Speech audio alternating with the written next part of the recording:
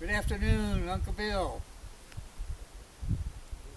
It's a special day today, as I'm sure you recall, Dad's birthday. And once again, it's time to ring Dad's bell. I'm sure he hears it. The bell that we have here came to Jay Porter's and Allison Jacobs' house.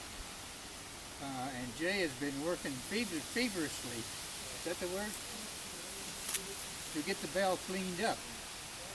We were going to put it on a pole out front, but have since decided that found out the bell is pretty valuable and would probably get stolen at some point. So Allie and Jay have decided to put it inside their house. Jay's having a wooden oak finished stand made for it.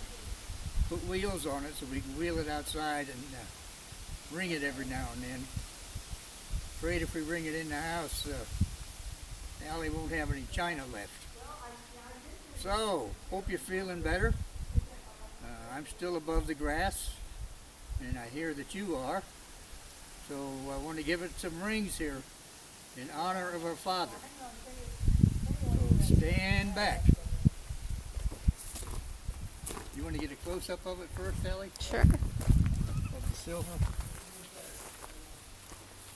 You walk all the way around it.